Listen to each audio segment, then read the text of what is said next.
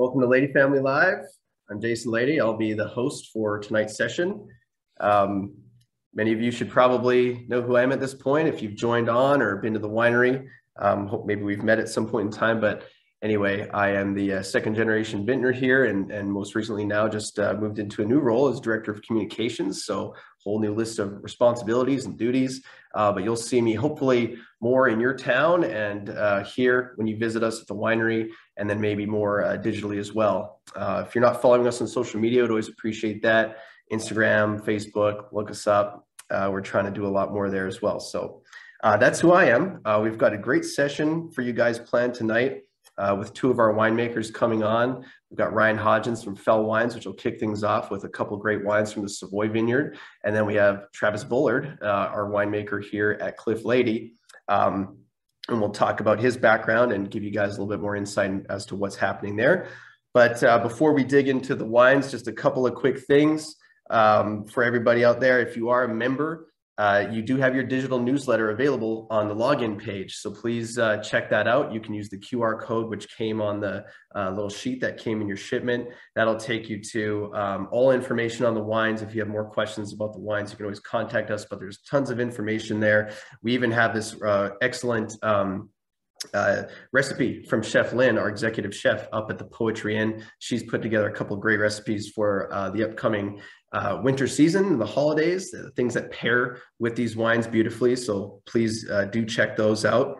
And speaking of the holidays, if you're looking for anything special, gift sets, things like that, let us know. We've got those available and we would want to make sure we could get those to you well in advance so that you have them ready for whomever is going to be the recipient of that great gift. So with all that, I'm here in what we call the Oval Office here. This actually overlooks our courtyard. So you can see the hearts right there, right behind me. So the heart statues are back there. We actually have rain right now. So that's the big exciting news in Napa is we've got rain and we're super thrilled for that. Harvest has come to an end. So we are welcoming the rain. But to talk a little bit more about harvest, why don't we bring in an actual winemaker, someone that actually went through it. And I'm going to go ahead and find Ryan here and bring him on. And we'll start talking wine. We'll start tasting wine. And it's always fun to have Ryan on. Ryan been with Fell Wines since the very beginning. He was actually a part of the winery that we invested in, which was Brago Cellars, if for those of you who maybe go far back enough with us. But Ryan, plenty of history in the Anderson Valley, making wine in Oregon and even in India at one point in his life. And now joining us live to talk about Savoy. So Ryan, how are you doing tonight, man? I'm doing great, Jason. How about you? I'm good. Like I say, this rain is kind of, everybody's very excited about it, which isn't normally the way things go in many parts of the country, but certainly here in California, it's great when we finally do get rain. It's been like 8 months since we had a day, let alone 2 days without being able to see the sun. So this is a treat. It's definitely exciting. One last thing, Ryan, before we really dig in, I just want to mention everybody, if you are watching tonight, you have questions, please throw them in the chat. Please use that chat function to let us know what you're tasting tonight, what you think of any of the new releases, if you have tried them, or anything from either Fell or Cliff Lede that you have had recently. Please feel free to use that chat function. But so Ryan, Harvest. How did that go for you? Harvest 2021. We're certainly excited about this year kicking off, especially after all the craziness of last year, but give us sort of the download. How did Harvest 2021 look up in the Anderson Valley for you? Quality is off the charts. I mean, winemakers are often accused of always saying every vintage is a great vintage, but gosh, we've had our challenges here in California with the droughts that's been persistent over the last few years, and this last winter was really tough. There was very little rain, which is why we're so excited about it now. The upshot of that was we had very low yields. So we brought in, especially from Savoy Vineyard, less fruit than we were hoping for. But the good news is what we did bring in is spectacular.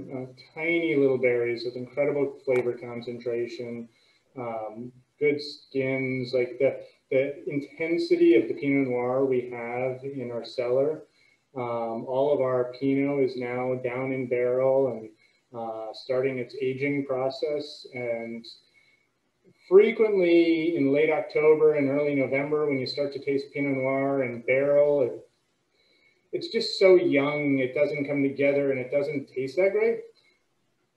Everything is tasting spectacular right now. And this really reminds me of 2015, which was another great vintage for us. Similarly, a drought-influenced vintage, but low yields, but great wines.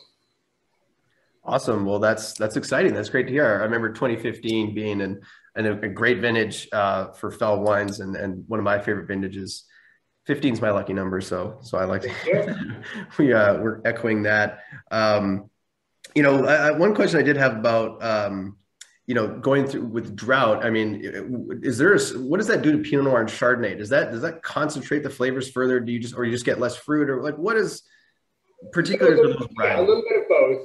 Partly the smaller clusters, just fewer berries, which Pinot, Okay, so back up. Pinot Noir, the name Pinot is from pine cone. Like a Pinot Noir cluster looks like a small pine cone and can be like really dense with lots of berries on the inside that never see the sun.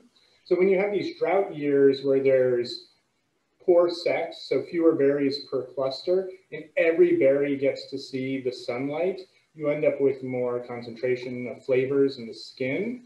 And just more intensity. So we were able to, pick Savoy Vineyard and all of our sites at, really moderate sugars.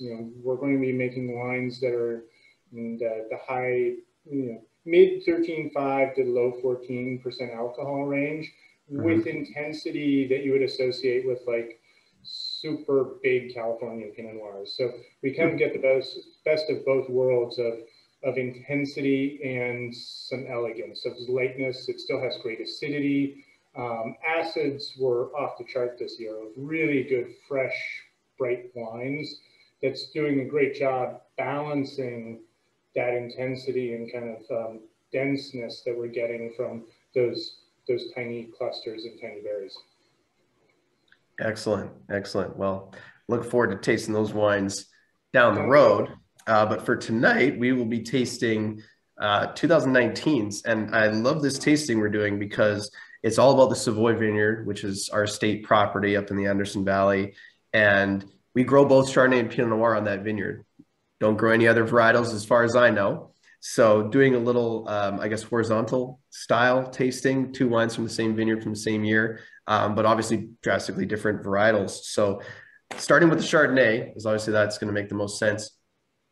Wow, this wine just smells incredible straight out of the glass. There was a few things that I was looking at I was actually looking at the Wine Club newsletter because they have this great little flip book online that just looks awesome. And I was looking at all the points about this wine, and I figured I would sort of quiz you on them. So first being, with this particular wine, it's aged Sur Lie. Can you expand on, aging Sur Lie and what that does to a wine and why that's important? So when we're fermenting white wine in a barrel, we put the juice in the barrel. We may or may not add yeast to the barrel as well. In this case, we did use a particular strain of yeast from Burgundy that we like very much. It ferments in barrel, and then we let it sit there. And so after the yeast do their job of turning all of the sugar into alcohol and carbon dioxide and have nothing left to eat, the yeast die, they fall to the bottom of the barrel, and after a certain amount of time, usually it takes about 9 months or so, those yeast cells start to break apart and they release a lot of flavor compounds, a lot of proteins that add to the texture of the wine. So that Sur Lie aging is a way of kind of enhancing the richness. People will talk about a wine as having toasty notes that aren't derived from the oak. It's more like a brioche or bread-like characters or aromas. This to me is kind of like a lemon bar practically. You've got that kind of shortbread from notes from that Sur Lie aging, complementing that bright acidity and freshness of the Chardonnay fruit. So you get that little, it's kind of lemon curd on a slice of brioche. You described it perfectly, but I guess that's, you know, you're an expert and that's why you do what you do. But honestly, like this is just so epically delicious right now. And honestly, the Fell Savoy Vineyard Chardonnays that I've had many from like 2015 and 2014 with age on them, and they age beautifully.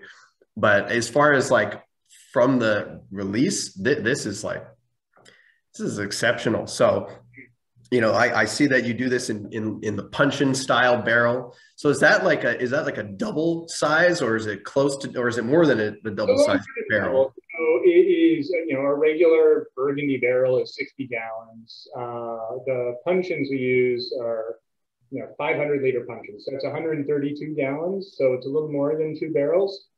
And we actually use, in addition to puncheons and small barrels, we've also started using some stainless barrels as well. So we've kind of, what we're actually doing is we're fermenting some of the wine in puncheons, the bigger barrels, and that's where, on the Savoy Chardonnay, we'll use a little bit of new oak. So there'll be 1 new puncheon. And then after 6 months, we break that puncheon down into stainless steel barrels. So we kind of get the toasting, but we're not overdoing it because this wine is going to age in barrel for almost 18 months. And if we were leaving it in a new puncheon for that full 18 months, I think the toast and vanilla and characters from the new French oak might become too overwhelming. But when you seal it in a stainless barrel, you kind of capture it at that point of time. And we transfer it over with the lees, so you still get that surly effect. And then we still keep some used puncheons and then some small barrels. So there's, you know, this is 200 cases, and we probably have 3-4 different types of vessels for this wine. So it's a lot of effort goes into a very small amount of wine with this very special Chardonnay for us. I was going to say, I mean, this is 250 cases of wine. I mean, it's not a lot. So, you know, you kind of only get 1 crack every year. So when you're doing the puncheons and you're barreling down into different, you know, formats of barrels and stainless, I mean, do you try something new every year, or are you kind of like feel like you've kind of figured out a really? We've I've been making Savoy Chardonnay since 2005. So it's been an evolution. 2015 was the first year that I used puncheons, and I kind of I was at a tasting with a great winemaker from Burgundy, Dejean Clones, and he does all of his Chardonnay and puncheons, and his wines are stunning. And it's like, oh, I'll give that a try. And then I really liked them. And then my associate winemaker and I were at another tasting of Burgundy, picking the winemaker's brains, and they were saying they like to move the wine out of wood into stainless, and so we started to incorporate that. So it's been an evolution. The last, say, 3 vintages have pretty much followed what we've done in 2019. So 2019, 2020, and we're already setting up for this with the 21 vintage. I love it. Well, like I said, this is a great wine. You know, for everybody watching, maybe you're a bit of a skeptic, maybe you're more of a red wine drinker. I mean, this is an exceptional wine, very worthy of aging and having in the cellar. Fantastic, Ryan. But maybe we should switch over now to red wine. Make a little segue before we get into Cabernet and do a little Pinot Noir. So I have the 2019 Fell Savoy Vineyard. And by the way, you just got to love those new labels. I just think they really turned out beautifully. Love seeing those on all the new wines. So 2019 Savoy Vineyard Pinot Noir. Now, this wine coming from, again, our estate vineyard in the Anderson Valley, but this vineyard is mostly planted to Pinot Noir. So you've got a little bit more going on here. And I think one of the biggest things that comes up with this wine is all the different clonal selections that you have in the vineyard. So bear with me for a sec. Let's actually pull up the map so everybody can see this, because I'm not sure if I've pulled this map up in a in a webinar yet. I know we've used lots of different maps, but the Savoy Vineyard Map is one that is fairly new. And so, Ryan, can you see that? Is that working for you? So here you've got the Savoy Vineyard. You know, it breaks down all the different blocks. And, you know, when I see this, I just immediately think like, how do you keep track of what's going on here? Like this is more complicated than, you know, than the Stag's Leap district vineyards we have here at Cliff Lede. So lots of different clones. Maybe start here. You've got, you know, the Calera clones, you've got what we call the California Heritage clones, and then you've got the Dejean clones, sort of the old world clones. Is there what's the biggest difference between these things? Like why would you plant all these different things instead of maybe focusing on one or two that are, you know, your favorites, I guess? Well, because, you know, you never know which one is going to be your favorite in a particular year. And we have some blocks that are consistently our top performers, but the diversity of clones just gives us that many more colors kind of to paint with when it comes to blending and making this wine. You know, my backdrop is Savoy, so if you were to, I'd be standing right on the edge of 17A. I'd be on the top of the hill, and you'd be looking at behind me across the flats, these lower elevation sites. You know, the Californian heritage clones are, it's a loose collection. What actually defines as heritage clone is somewhat up for debate, but it's typically clones that were brought to California 50 years or so or greater. So things like Mount Eden, which came from the Mount Eden vineyard, which, you know, in the Santa Cruz Mountains, that material was probably brought to California 140 years ago. I think those plantings originally traced back to the 1880s. Calera clone came from Josh Jensen in the early 1970s when he brought back cuttings from Burgundy and planted them down near Hollister at his winery. Martini selections comes from the Carneros region in Napa, where what is now a tube winery used to be the Louis Martini winery, and that site, in the early 60s, they went through and picked what they thought were the best selections and called that the Martini clone. So those are the ones that we've had in California and have done really well and have a proven track record. The Dejean clones came out of a breeding program from the University of Dijon in France in Burgundy in the 1980s. And, you know, they were selecting new material that would perform really well in Burgundy. And then those clones came over first to Oregon in the 1990s and then trickled down to California. And everybody's very excited about them because this is the latest and greatest from Burgundy, which is, you know, the homeland, the motherland of Pinot Noir. The reality is California and Burgundies we have very different growing conditions. And the things they were selecting for in the Dejean clones, like early ripening, rapid accumulation of sugar,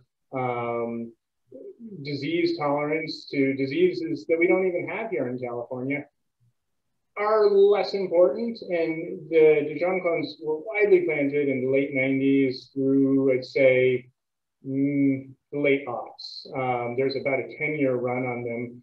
And then as those vineyards kind of matured and we realized, well, there are a lot of nice things about certain Dejean clones, like Dejean 667, 115. Really, the ones we have at Savoy are all good workhorse clones. But sometimes they, especially in a warmer year, tend just towards more simple fruit, whereas the Californian heritage selections or heritage clones frequently have a little more subtlety and depth to them. So the wine that we have today, the 19 Savoy, well, we draw from some 115 below the pond in block 4, and a little bit of the 114 at the base of the terraces. A lot of what was going in here are these selections of Martini, Calera, Swan, and Macedon, and Pomard.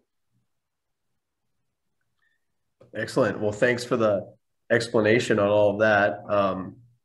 This again smells fantastic. I feel like 2019, pretty good year for you guys. Yeah. Obviously getting some great scores on these as well, which is always nice to get that recognition. Um, but is there any way I could taste this wine and look for different expressions of those clones as you've described? Like, is there certain things like the Calera clone really has like this brightness to it, or is there anything like that I could look for as I taste this? So the martini, the 19 got a good bit of the Mount Eden and martini, which both kind of are this almost more floral note, like this kind of rose water and more intoxicating, higher, brighter notes. There's some pomard in there, which I always think of pomard as kind of the base notes in a blend of Pinot Noir. It's dark fruit. It gives some structure and tannin. And then there are there's some 115 in here, which is kind of pretty red fruits, and that's kind of filling out the middle. So we kind of have heritage clones providing kind of the uplift of aromatics and then kind of the base and structure, and then some fruits from the Dijon's in the middle. Love it. Appreciate the education.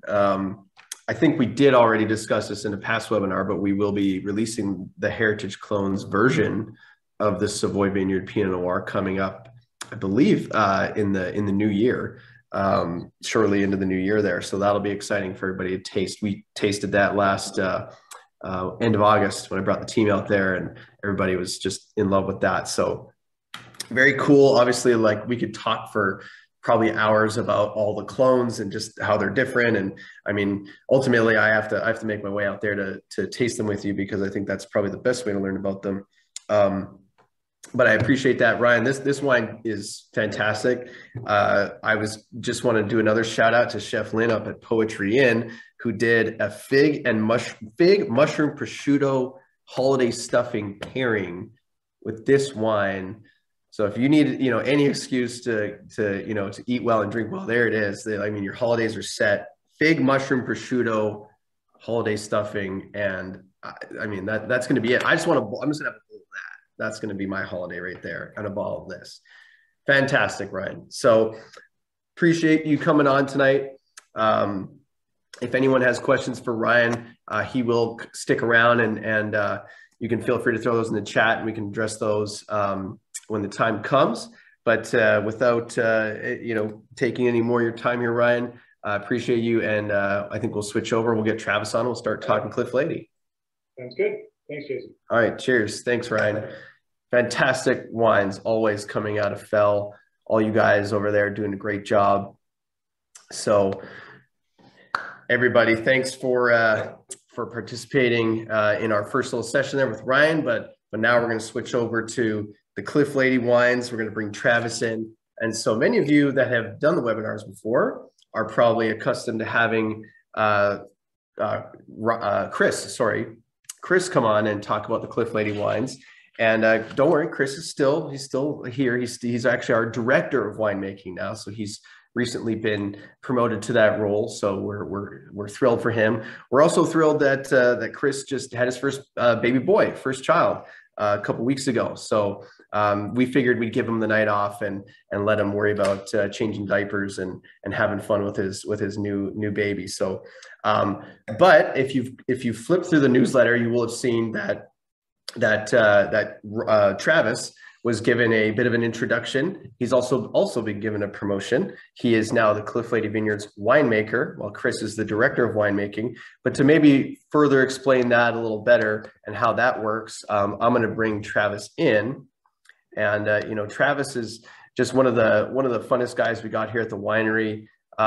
He's been with us for, I think, over a decade now, a really long time, and he's worked his way up from cellar hand, working harvest all the way through, working in the lab, into being an associate winemaker, and now finally joining as the winemaker. So let's go and get him on here. So there's Travis hanging out backstage at Cliff Lede Vineyards. Gotta love it. You got the gray slick artwork in behind you there. Looks good. So Travis, welcome. Nice having you back on. I know we've had you on briefly before for many episodes ago, but it's great to have you back. And so this new role, what's going on? You're now the winemaker. So what does that kind of mean between you and Chris? You guys are obviously still working together, but what does that kind of entail? Super exciting. Yeah, thank you. So yeah, Chris and I have a long history. We've been working together since 2012 at Cliff Lede Vineyards when he first started. So, his role has pretty much been the same, but my role has changed a lot over the years. I started, I was the enologist back in 2012, and then shortly after became the assistant winemaker. And that was kind of the role that I was in from 2013 until just recently. So now the winemaker, and, we work so closely together that there's not, I don't want to worry anyone. The wines aren't going to change dramatically or drastically. They're still going to be the same great wines from Cliff Lede that you guys are used to. But yeah, just more responsibility for me. I get to do things like this outside of production. I get to come visit with people more, but also, inside the winery, just a little more responsibility about for everything, blending, decision makings on when to pick, out in the vineyards a lot more, and those kinds of things. So I'm really excited about it because I get to have my hands even more involved in the wines. It's great. We're certainly very happy and proud of what you've, accomplished here. And obviously the team all supports that, having worked with you for so long and been a part of your sort of rise to the position you're in. So congratulations. That's great stuff. But, your history with wine goes back a little bit further, right? You studied wine. You're originally from Santa Cruz. Yeah. I'm curious, what was your aha moment wine? Sure. Like, what was the wine you had that was like, I want to be in the wine industry? Because everybody kind of has one of those moments if they work in wine. Yeah. So interesting enough, my dad works in tech and my mom's a nurse. So we really didn't have any agricultural background. And I didn't have a lot of exposure in wine. And it wasn't until I went down to college at San Luis Obispo when the Paso Edna Valley region was exploding. There was tremendous growth there, and there was a real excitement. Like, there was enough excitement in that region that college kids picked up on it.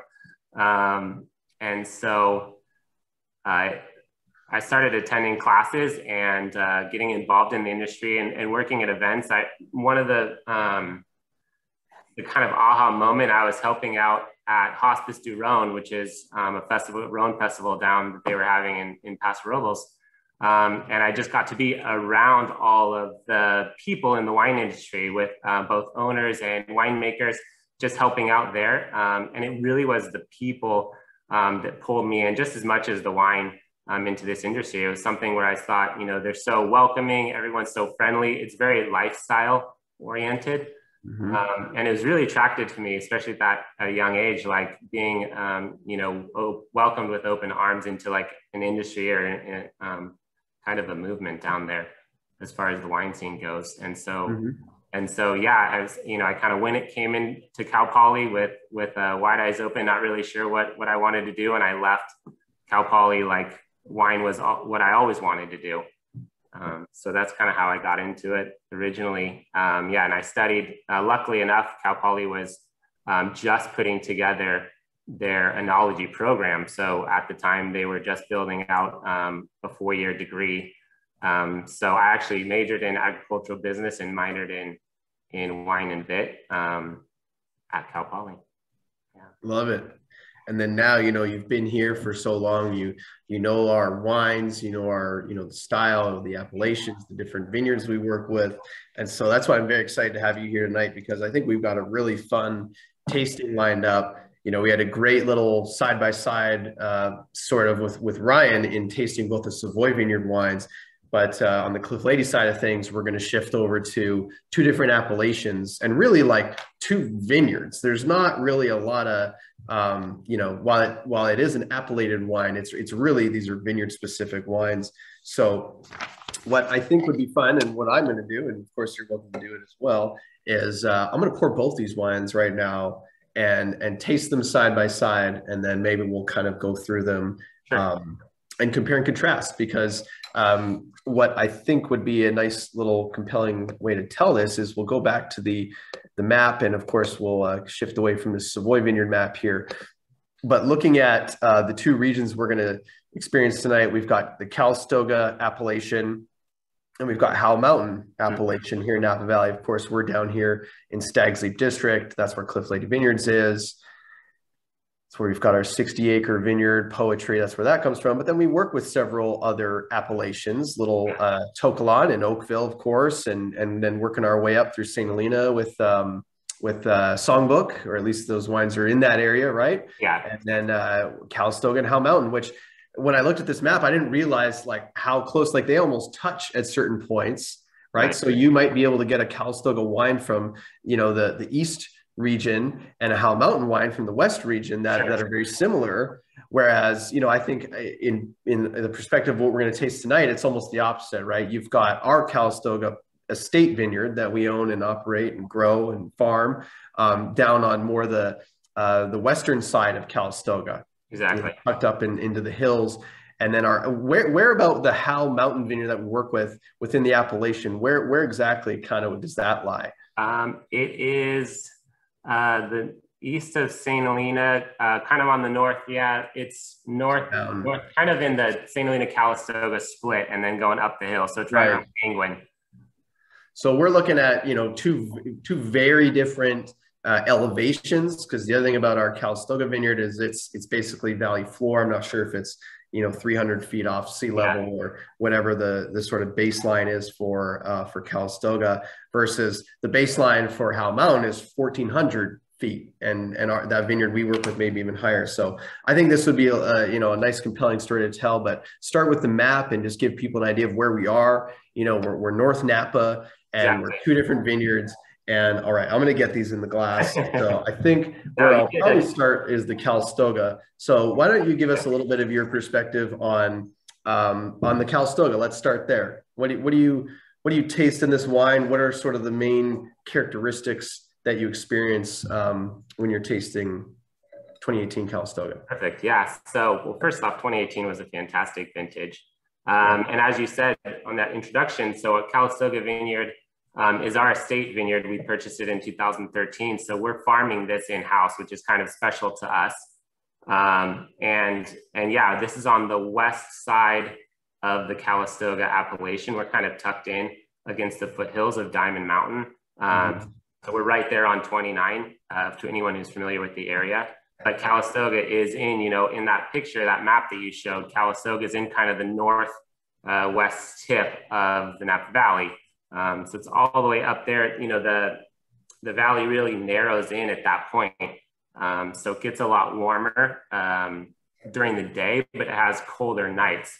So there's a really big shift in temperature between the day and the night. So that lets us get really ripe flavors on the palate, but then also those cool nights keep the acidity high. So there's a lot of freshness and crispness. I think when you taste this, 2018 especially, a lot of that bright acidity really shines through that you can get up there in that Calistoga.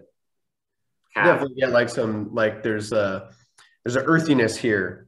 Yeah. You know, there's some I don't know if it's like a dustiness or something like that, but I definitely get a little bit of rock and crushed rock, things like that. Yeah. So the soil structure there, you know, there's kind of like some old volcanic particulate coming down from the mountains there. But it's really rocky soils on this specific site. So there's really like a lot of gravel in the soil, and then also big cobblestones. It's kind of like an old river that washed through there.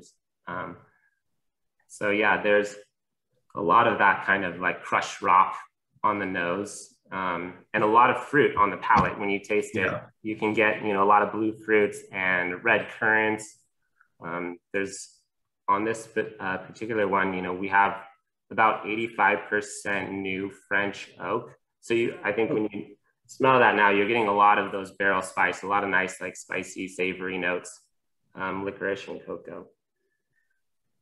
Smells great. I mean, very I totally feel what you're saying about like the on the palate, the fruit really explodes. Yeah. Like there's a lot of density and concentration there on the palate. And it would make sense, right? You got the warmer days, a little bit riper quality, riper conditions. When you're up in Howell Mountain, I guess I'm expecting you to say that there's not as much of that range throughout the day, right? Maybe it gets warm, but it takes longer to cool off, or it doesn't have the peaks and the valleys like we would. Yeah, it's very interesting. So as you said before, the Appalachian Howell Mountain starts at 1,400 feet. So everything's above that when you're up in Howell Mountain. And yeah, it kind of switches. This has warmer nights and cooler days. So what this is a very even ripening to it. It doesn't have the swings that we'll experience down in the valley floor. This is also above the fog level. So when Napa Valley is socked in the fog in the morning, like they're still getting sun up on Howell Mountain. Right. This soil, the soil in the vineyards up in Howell Mountain, they're also volcanic. There's kind of red clay that's got a lot of iron in it. And there's also like a decomposed volcanic soil called tufa. So that kind of makes up most of the Howell Mountain soil profile. And these are very like nutrient deficient soils. So these vines really struggle to grow. They're very low yield, low vigor. So they already produce these really small concentrated berries. And then when you get that long, even growing season, it really builds the tannin structure on those wines. So that was like the term that just popped into my mind, or the word that popped into my mind was the tannin structure. Sure. Because I feel like the Calistoga is, it has a bit more of that like fruit forward quality, a little bit of a bigger, maybe I wouldn't say necessarily it's more concentrated, but it's got like maybe a darker fruit profile, and it certainly has a little bit more fruit forwardness to it. Whereas the Howell Mountain, I'm definitely getting a little bit more tannin on the back end, but I'm getting a little bit more like of a brighter fruit quality. So maybe less so on the black fruit and more on the red fruit side of things. That's just something I think I've picked up in Howell Mountain from the beginning, since we've always been making it. So I'm assuming that that's part of the, just the expression of the terroir. Of course, Howell Mountain, lots of pine up there, right? Pine trees and stuff. So I always feel like that's in this wine. I had a great wine from Howell Mountain the other night, not from our winery, but from a very respected winery from Howell Mountain. And it just struck me as, such a true Appalachian wine, because it had that element to it. And I get that in this wine as well. Yeah, there's a lot of power in Howell Mountain wines. You're getting that really intense mountain tannin, lots of structure. There's still good acidity, but when you taste it against the Calistoga, you can see that Calistoga kind of has a lot more brightness on it. That's kind of why it pushes some of that red fruit flavor. There's the Howell Mountain can be very, very like silky and dense, lots of structure. Yeah, absolutely. Perfect way of describing them. Two very delicious wines, different regions. When you're looking at these wines, maybe more for the estate vineyard, sure, Calistoga, are there things you've learned about that vineyard now that you've been working with it for, nine, it would be 9 harvests now that you've been making from that wine? 2013, yeah, 8. It's like 13, 14, 15, 16, 17, 18, 19, 20. 21. All right, you're right. We just started. Okay, so, 2013 was a great year too. So we started off out of the bag. It was really nice vintage with the Calistoga. I think, as far as in the winery, most of the wines, no matter what wine we're making, we try and, treat it kind of the same way. We're not doing any shortcuts. We want to respect the fruit. We're trying to get the vineyard or the appellation or whatever to show through. We're trying to showcase that. So it's very low intervention. I think with this Calistoga, what we've learned, it really likes cooler fermentations, and it likes smaller tanks. You know, over the years, certainly like those first couple of years, when we first purchased the vineyard, we weren't really sure quite how it was going to react and how it was going to play in the winery. But that was one of the things we found out pretty early on, was like this Calistoga fruit likes to, you know, it doesn't want to get too hot through the fermentation. It wants to breathe. It wants a lot of oxygen as it goes through. And it really likes smaller tanks. Nice. And the Howell Mountain, I mean, it has I guess the vineyard sources may have shifted once or twice while you've been here, or is it kind of in the same vineyard? Yeah, over the last like 10 years, we've shifted a couple of different growers. You know, we've had some constants from, you know, back from 2010 that we're still working with today. But yeah, a couple of other grower partners that we've kind of rolled around. You know, all in kind of the same, pretty close geographical location. So they're all kind of, you know, showcasing the same Howell Mountain characteristics. But yeah, I think, you know, the tannin structure can be so powerful on those Howell Mountains. That's something we have to watch out when we bring it in. You know, certainly like we're following that as we watch it through the growing season, and we're really trying to like nail that ripeness and the tannin structure when we bring that fruit in. So oftentimes that Howell Mountain's now like some of the last fruit that we bring in for the year. That's pretty true historically over the past vintages too. And so are you tackling the tannin structure? Is that something you tackle out in the vineyard? Is that like a little bit longer hang time will soften those tannins, or is that all, or is it a combination maybe of also tackling that in the winery in terms of how how long you macerate the wines, or how you treat them in the, you know, because I think that traditionally, I mean, I've always known the Howell Mountain region to be, like you say, there's a lot of tannin there. Yeah. Wines. And so what steps are you taking to sort of soften that a little bit? Yeah, in the vineyard, you know, it's really watching yields, right? So we're trying to make sure that that we have lower yields so that the fruit's able to, you know, ripen completely, and we don't have any like underripe, because that'll give us a harsher green tannin, which we don't want. You know, so we're trying to get like a more plush, opulent, ripe tannin on the palate. And so that's something we'll try and nail down in the vineyard. And then once it comes into the winery, we're really watching the extraction. And so we need to pay attention to how long the wine is in contact with the skins, because that's where we're getting, you know, the majority of the tannins are coming out of those skins. So we need to watch the tannin structure as it's evolving through the fermentation, and then in the extended maceration, and you know, pull that down before it gets too aggressive. And then you do a little blending here as well, right? Little bits and pieces of this and that to kind of soften certain qualities or accentuate certain qualities. So exactly, probably another way to help make them be more complete wines. Yeah, so both of these are, you know, both Calistoga and the Howell Mountain, you know, they're primarily Cabernet Sauvignon, but they just have like a little percentage of blenders. And that, you know, we use to make it a little more complex wine. It also like softens the edges or enhances certain notes.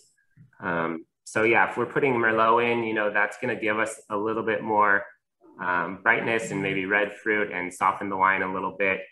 There's some Cabernet Franc in that Howell Mountain, and that gives it, I think, some of that aromatic lift and a little more aromatic complexity. And then Petit Verdot is really powerful. So, you know, like Ryan was saying, you know, the Petit Verdot for us is what brings the base notes. So we have to be really judicious when we blend that in. It's really dark, inky color, and as I've experienced with you guys, it's like couple percent, 1% really can change a wine. So the Calistoga likes the small tanks, right? And is that just like, you just tried that out and you like, you know, you kind of liked the results? And I mean, is there a further explanation to that? Yeah, I think it's easier, you know, those smaller tanks are easier for us to control the temperature. I think maybe that's one of the bigger things. it's easier for us to really dial in the temperature, and we can keep it at a more constant state. And then also you're getting more extraction, you know, for us, like when we do pump overs, like in cap management, as we go through fermentation, we're getting a lot more extraction out of those smaller little lots and little tanks. Excellent. And then the Howell Mountain, I mean, are you going in the truncated tanks with that guy?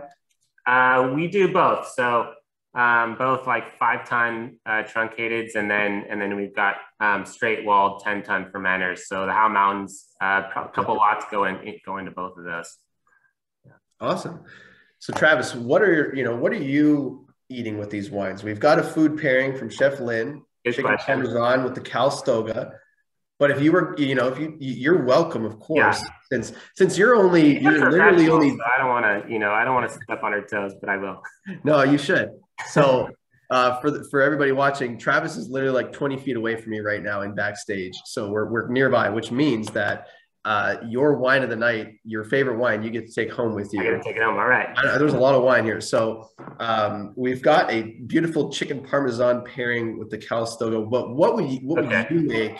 What would you make? What do you like to make with our wines? Okay, so 2018s. I mean, these wines were so it's such a great vintage, and they really hold their acidity. I think with the Calistoga, having like a lot of those floral notes, but fruit and then barrel spice, all that kind of stuff. I think that would really go well with any kind of like grilled meat. If you're going to do lamb burgers or ribs or like anything that has like a really rich meat, I think the acid in the Calistoga would really hold up to that. And it'd be a very nice pairing.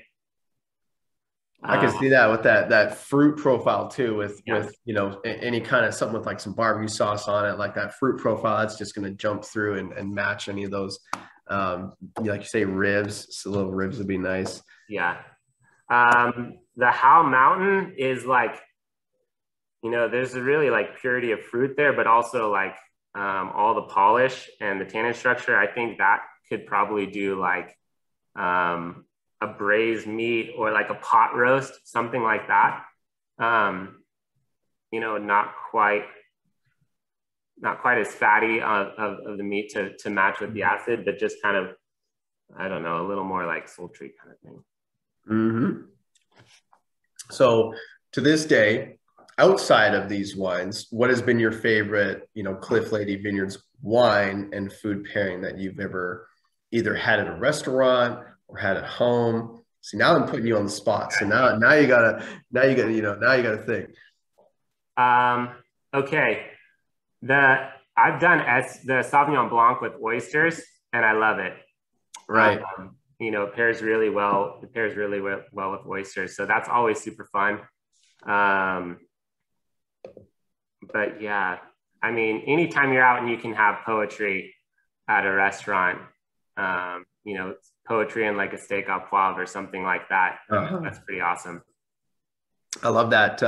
Sauvignon Blanc and oysters reminds me of Bistro Gentil when they would do their like happy hour oyster, 6 oysters and a glass of Cliff Lede Sauvignon Blanc. And absolutely, those are the good old days sitting at the bar there. But at this point, I kind of feel like we've gone through the wines. I'm going to bring Ryan back in and we'll do a little Q&A before we call it a night. We've got, 5-10 minutes left here. So I'm going to bring Ryan back in, and everybody watching, if you've got questions, now's the time to throw them into chat. If you've got questions for Ryan, I've got one comment in the chat that I see that, shout out to Kristen for making sure that the cellars are well stocked. Shout out to Kristen. That girl works super, super hard to make sure that all of you are well taken care of. So, thank you for your patience in working with us. And yes, shout out to Kristen. She definitely works super hard to make sure that everybody is happy and they get their wine. And that's ultimately what we're trying to do. We're just trying to make sure that you've got these great wines to enjoy. So not a lot of questions in the chat tonight. Maybe, Thursday night, everybody's a little shy. I'm not sure what's going on, but I got a question for you guys. Since you're both dads, I guess I'm a dad too, but I'm curious, what are you guys dressing up as for Halloween? What's the Halloween vibe this year? Ryan, you go ahead. You go first. Okay. It's still work in progress, but my 8-year-old found a one of those inflatable dinosaur suits. So he'll be 6 feet tall. He loves dinosaurs, and I'm now trying to convince the rest of the family to wear those as well, so that I can go as Owen Grady, the dinosaur wrangler. We'll see if it works. Nice. I love it. Travis, what about you? You gonna go trick-or-treating with the kids? Absolutely. I've got my oldest son's gonna be Percy Jackson. And my 2 younger boys are going as the Mandalorian and Luke Skywalker. So if I do anything, I'll probably go Star Wars theme with them. Nice. Well, I got a picture from my wife earlier today with William. He was like a scarecrow, like scarecrow suit. So I don't know what that makes me, the Tin Man or the Lion, or I mean, I don't know. I guess I have to get that figured out. I guess I could be Dorothy. Why not? Right? I've actually always had a great idea. I've had a great idea for a Halloween costume. If you're into wine, you could be the Cabernator, like the Terminator, but you're like all about Cabernet, right? And so you go around with like a ball of Cabernet. Everybody would love you, right? Because you'd have, an arsenal of Cabernet to share with the world. But Halloween coming up, exciting time, exciting season. We've got a question here. Might need some more Magic Nights. I'm glad you're enjoying that. Magic Nights, obviously the newest rock block release. Speaking of rock blocks, Travis, you work here at Cliff Lady. What's your favorite rock block? And I don't mean necessarily like the song, but maybe it is the song, but maybe it's like the block that comes in and you're like, that's my favorite block every year. Do you have one? And what would it be? What's the favorite block that we bring in every year? Yeah, is there a block that you bring in every year that you love? And then if you don't know the rock block name, I'll be able to find it. But because you probably know them as 13A and all that. Right, exactly. What's your favorite rock block? That's the question. Okay, so we've got 2 vineyards here named after classic rock songs, right? We've got the Poetry Vineyard, and then we have our estate Twin Peaks Vineyard. On Twin Peaks Vineyard, it's a Cabernet 17, which I don't, off the top of my head, I don't know what the 17. All right, we're gonna have to bring up the map to tackle this one. Let's see here. 17. Is that on Twin Peaks? Yeah, on Twin Peaks. It's right behind the tasting. I'm scrolling here. Let's see. You got to learn the rock blocks, man. I mean, if you're going to be out on the road selling wine, you're the winemaker now. I mean, you got to know this stuff. 17. That's going to be in the middle section, next to Dark Side of the Moon. That's probably like Dancing in the Dark, I would think. Yeah, probably. So great choice. That was. And I like Stairway to Heaven on Poetry. How about that? Yeah. Well, Dancing Heart was 2017. That was the block. That was the one that made the cut. So that's cool.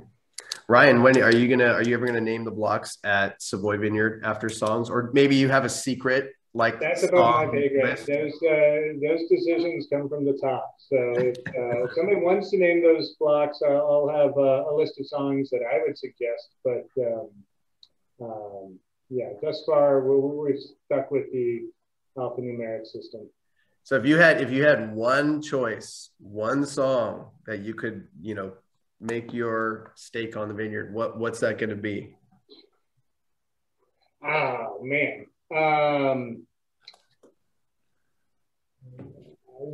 So this harvest, we've been actually going deep into the old Tom Waits catalog. And so I think a perfect block name would be Closing Time. Oh, okay. Mm-hmm. Yeah, that's the one you want to end the night with. It's a glass of Closing Time. Right. Very good call. It's one of my favorite albums of all time. So. Nice. We actually have a question from the audience, which is great. This is probably for you, Travis, although I feel like I could answer it. But for the Howell Mountain, What percentage of that wine is sourced versus estate grown? For the Howell Mountain, what percentage is sourced? In the wine, about 93% is from grower vineyards. Yeah, about that. Yeah, so there's just that little bit of the blenders that are from our estate, correct? Yeah. And then the rest being from growers. Yeah. And then Calistoga being 100%. Basically 100% estate, although we don't necessarily point that on the bottom. Yeah. Cool. All right, everybody. Well, unless there's any more questions, I think we'll probably let you guys go. We know what's happening with Halloween, and that's probably that was the burning question that I had for these guys. So thank you so much for watching tonight, everybody. I appreciate you. Appreciate your loyalty and supporting us over the years. And we want to see you. So come and see us if you can make it out to Napa. Although it is raining, it's still a beautiful time of year to be here, and we honestly hope that rain continues.